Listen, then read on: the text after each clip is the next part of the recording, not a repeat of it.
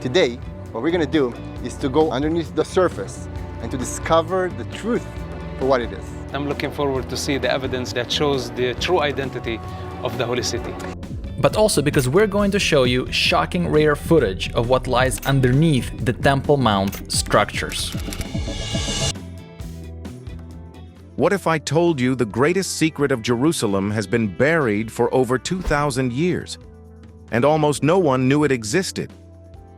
Beneath the Temple Mount, in a chamber sealed since the Roman Empire, scientists discovered something that made even the most seasoned archaeologists stop breathing. Went along to see what they would find, and like the archaeologist, was not disappointed.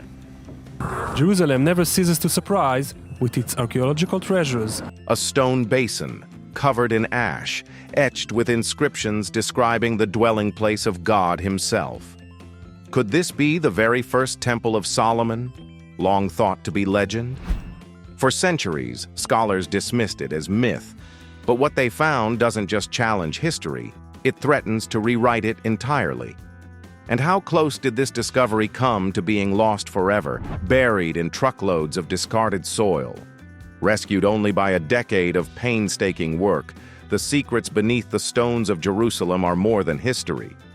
They are a revelation powerful enough to shake everything we thought we knew. The sacred ground.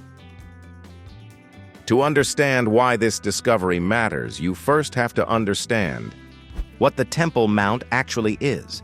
Not just as a location on a map, but as an idea that has shaped human civilization for 3,000 years. Jerusalem rises from the hills of Israel like a crown of ancient stone. But one part of the city towers above everything else, not in height, but in meaning.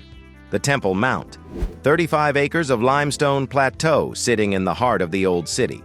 In Hebrew, it is called Har Habayit. In Arabic, Haram al-Sharif. And for billions of people around the world, it represents the single most sacred piece of ground on the planet. For Jews, this is where King Solomon built the first temple nearly 3,000 years ago. This is the place that is where Solomon built the first temple that was destroyed by the Babylonians. A temple described in Scripture as housing the Ark of the Covenant itself, guarded by golden cherubim, filled with the literal presence of God. The innermost chamber, the Holy of Holies, was considered so sacred that only the high priest could enter, and only once per year on Yom Kippur. According to tradition, this was not a metaphor. This was the physical meeting point between heaven and earth, the place where the divine touched the material world. That temple was destroyed by the Babylonians in 586 BCE. Generations later, a second temple rose on the same spot, expanded magnificently by King Herod, only to be burned to the ground by Roman legions in 70 CE.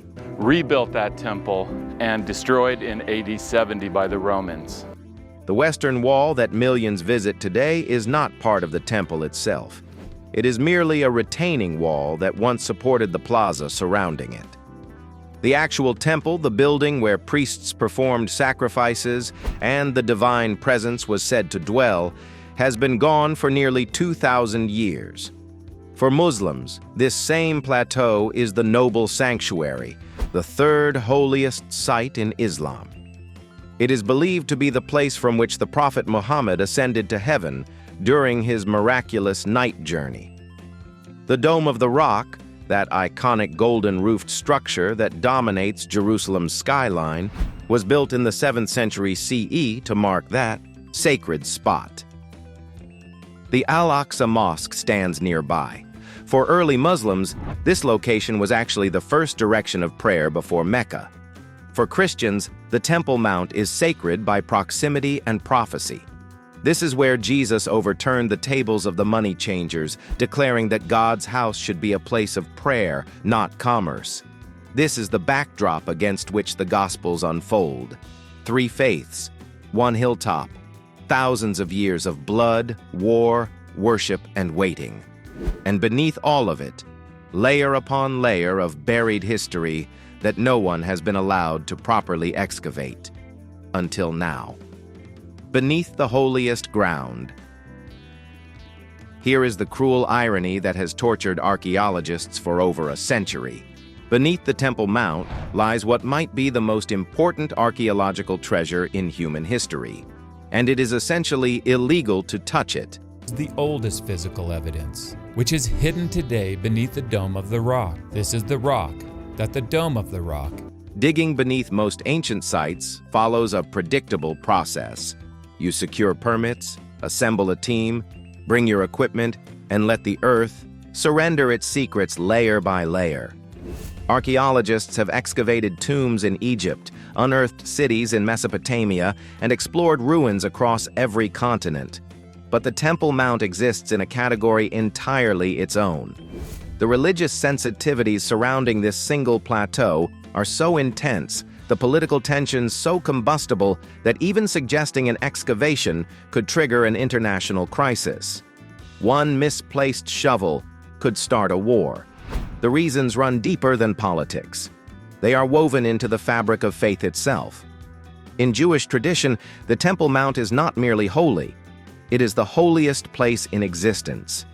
Somewhere beneath that ancient platform lies the exact location of the Holy of Holies, the innermost sanctum where the divine presence once dwelled between the wings of golden cherubim.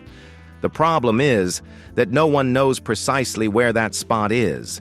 The temples were destroyed, the markers were lost. The measurements became uncertain across millennia of conquest and reconstruction.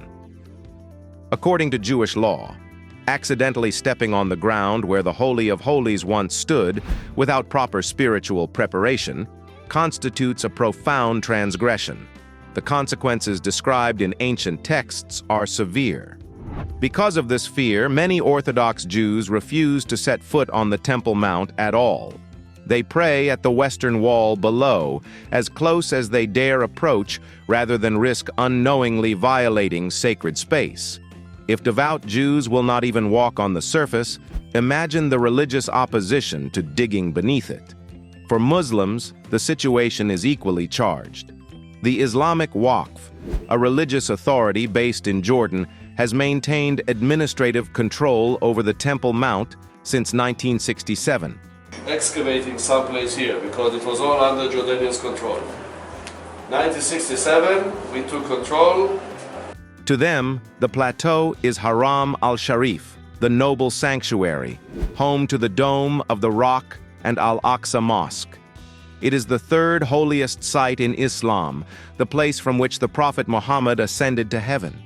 Any archaeological activity, especially anything that might validate Jewish historical claims, is viewed as a direct assault on Muslim sovereignty over the site. The political arrangement governing the Temple Mount is extraordinarily fragile. Israel controls security. The Waqf controls religious administration.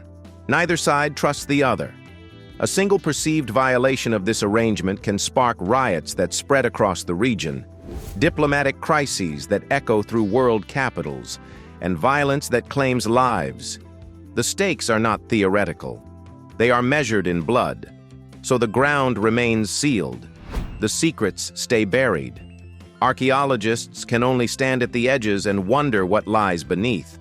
As one researcher famously observed, digging here is not about history. It is about war and peace. For decades, this stalemate held. The Temple Mount kept its mysteries locked away beneath centuries of construction and collapse. Scholars debated what might exist below based on ancient texts and educated guesses, but no one could verify anything.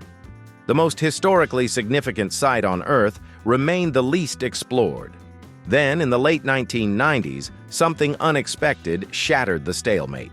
In 1999, the Islamic religious authority responsible for the Temple Mount began construction on a large underground mosque.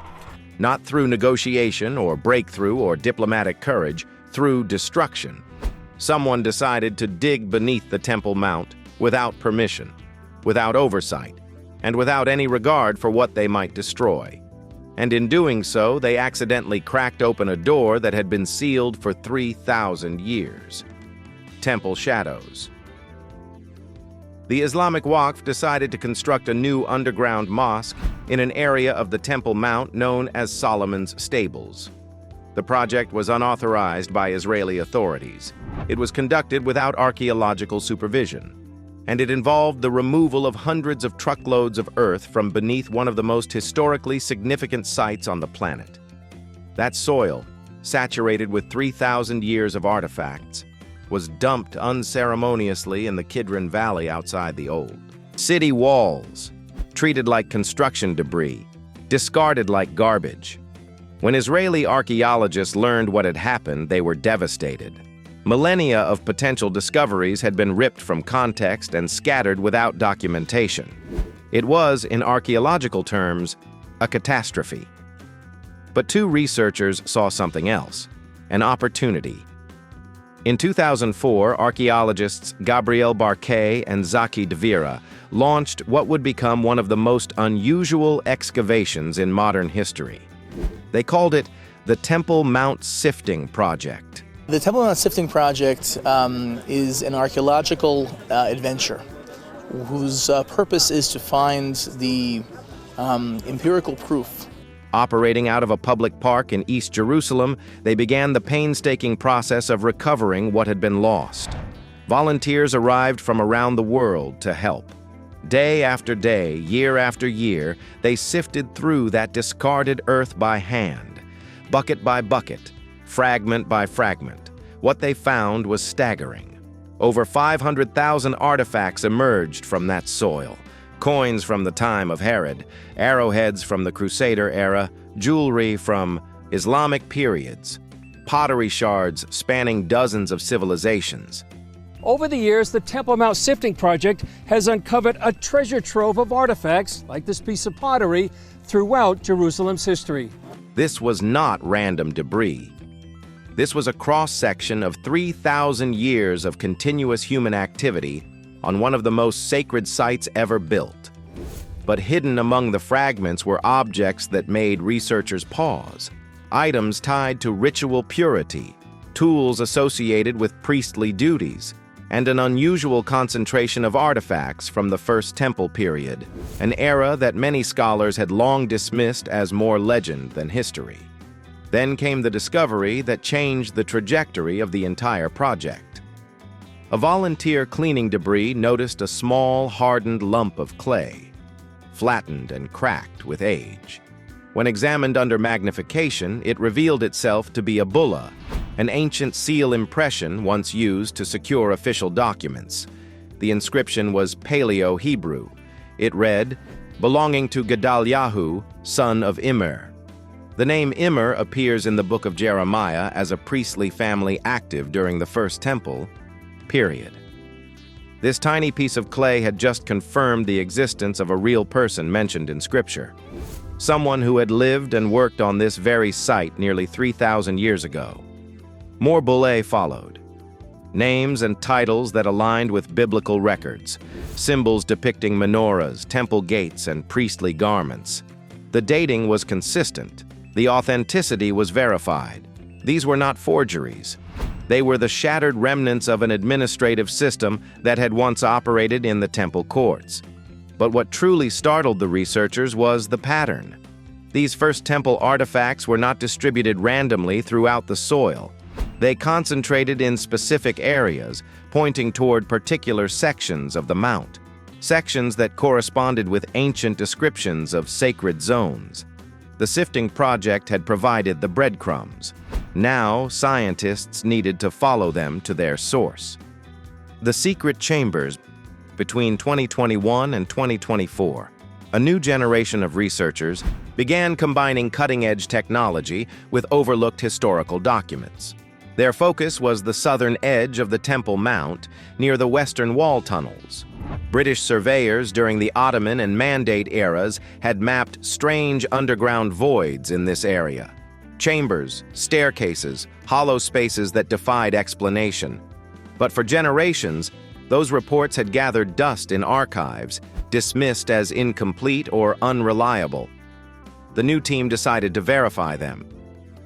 Since physical excavation beneath the Temple Mount remained forbidden, they deployed ground-penetrating radar, the same technology that had detected hidden chambers inside the Great Pyramid of Giza. The scans revealed something remarkable. Beneath the bedrock, straight edges and geometric shapes appeared where natural geology should have produced only irregular stone. The signatures of man-made construction sealed away for centuries.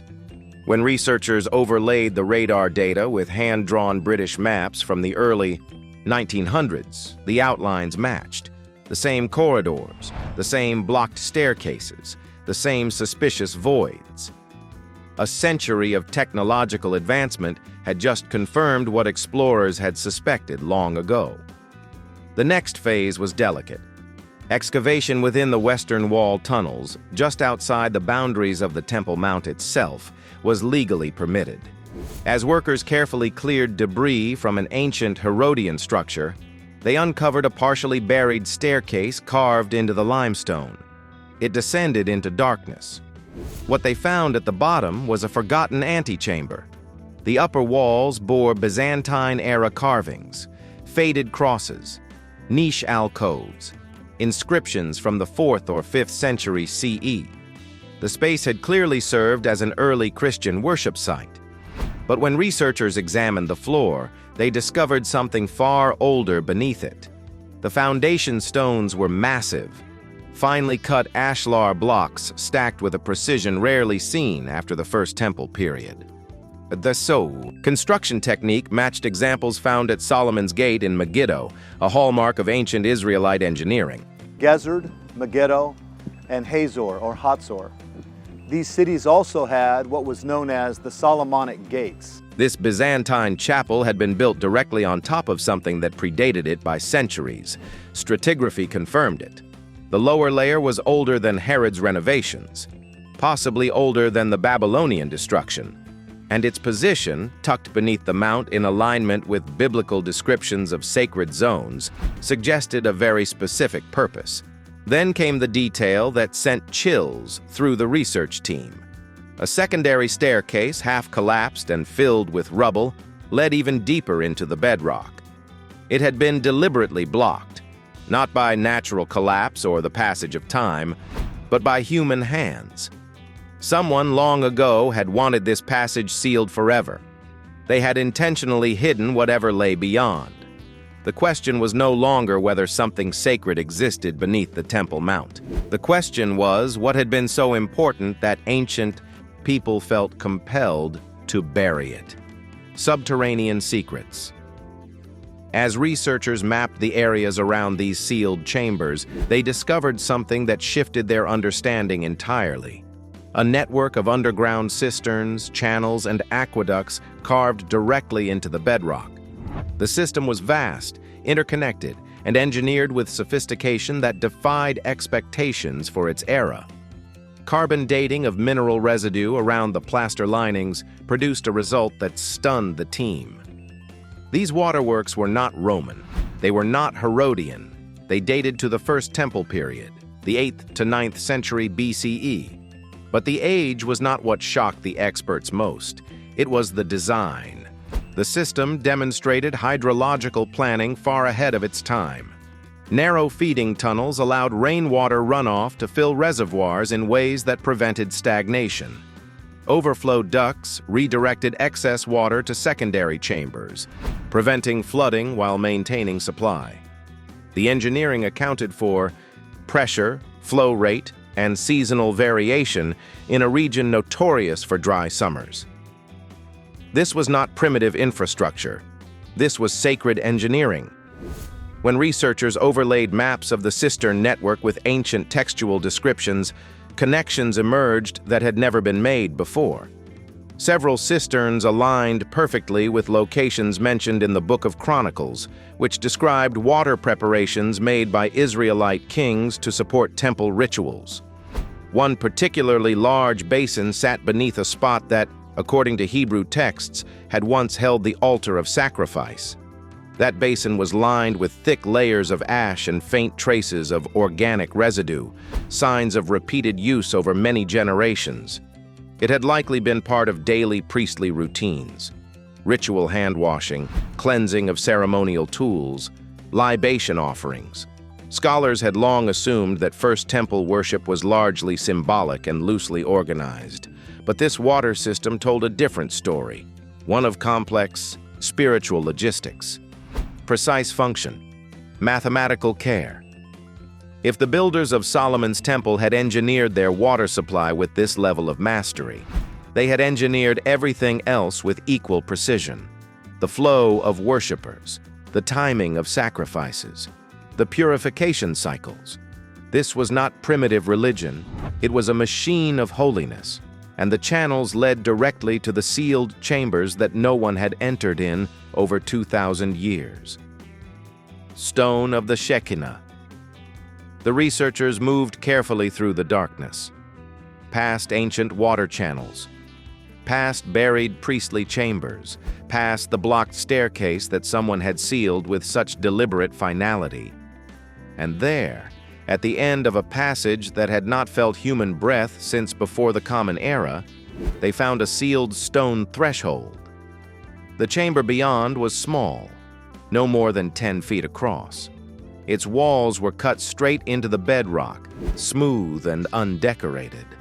But what sat in the center stopped every person in their tracks.